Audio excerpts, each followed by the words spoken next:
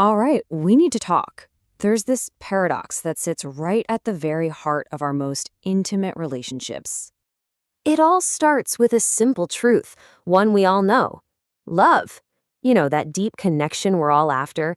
It absolutely thrives on comfort. It loves safety, that feeling of knowing someone completely, inside and out. But desire? Ooh, that's a whole different animal. That spark, that erotic energy, it's not looking for safety. Nope. It wants distance. It craves a little bit of mystery. It's kind of strange, isn't it? We work so hard to get closer, to build that beautiful, comfortable intimacy, only to find out the very thing that grows our love might be the thing that's slowly, quietly putting out the fire. And if you thought that was weird, let's go even deeper. What if? What if I told you that you're not even really attracted to other people, that you're actually attracted to the parts of yourself that you haven't even met yet? Today, we're diving deep into the psychology of attraction and desire. And we're not talking about the surface level stuff. We're getting to the real human truth. By the time we're done here, you're going to understand exactly why that initial spark fades, the real reason you're drawn to certain people, and, this is the big one, you'll have a blueprint for how to actually bring that fire back. Okay, so let's start with part one. Why does the spark fade? We've got to talk about the painful truth of comfort. You know the feeling, right?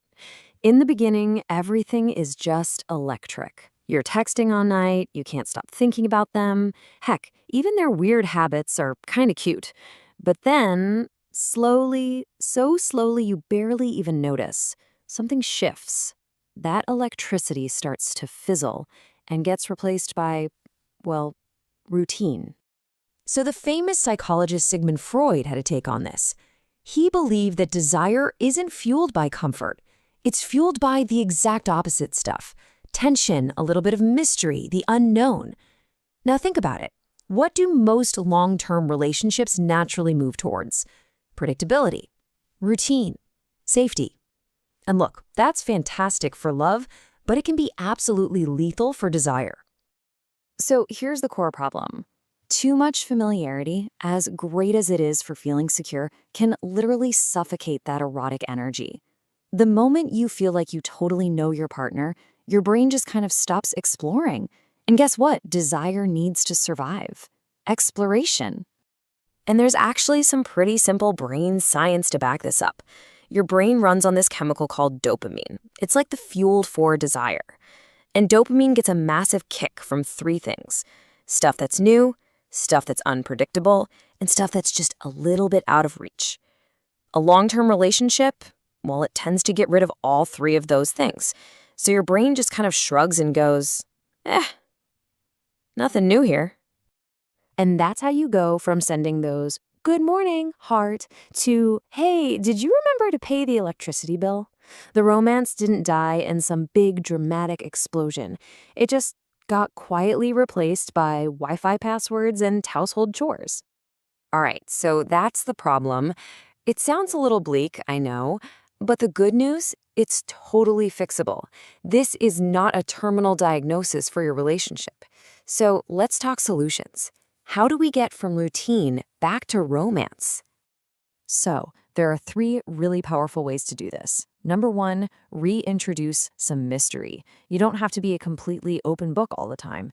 Let there be some curiosity. Number two, maintain your own life, your individuality. Seriously, attraction thrives when your partner sees you as the separate, interesting person, not just half of a couple.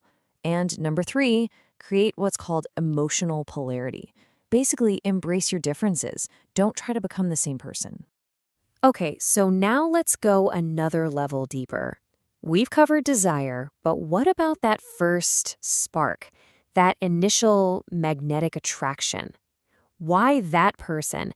Out of all the people in the world, why were you drawn to them? Well, another brilliant psychologist, Carl Jung, had this really profound idea. He said that we are drawn to people who carry our unconscious parts. Think about that. You don't really fall in love with them. You fall in love with a reflection of your own hidden self. This idea is called the shadow self, What is that? It's just all the parts of your personality that you've pushed away or ignored or maybe you don't even know exist. Good parts, bad parts, all of it. And you see this play out all the time.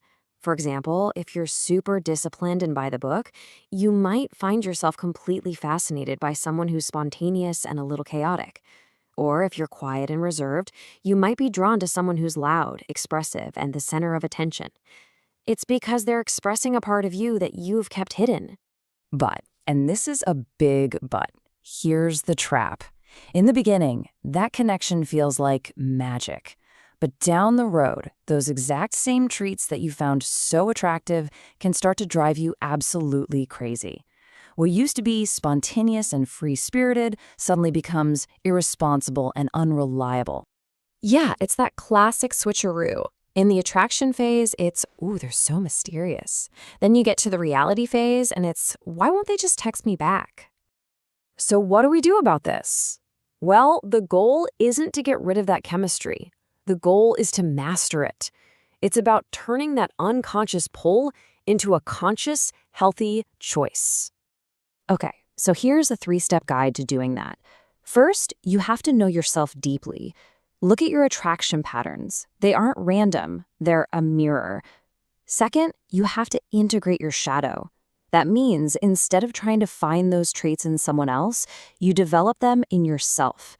You admire their confidence, try building your own. Finally, number 3, choose consciously. When you have this awareness, chemistry is no longer a trap. It becomes a choice.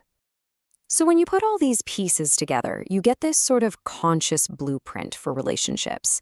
It's not about choosing between comfort or distance, safety or mystery.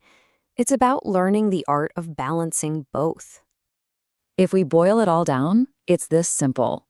Love needs safety. Desire needs space.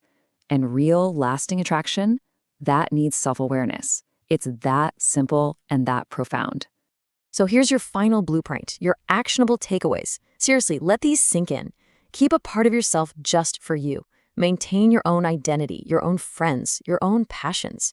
Intentionally bring back some novelty and unpredictability. Start to really understand your attraction patterns for what they are, a mirror. And finally, do the work. Start developing those shadow traits in yourself. You see, the real secret here isn't about fixing your relationship. It's about understanding yourself. Because once you can see these patterns playing out, that's when you get the power to change everything.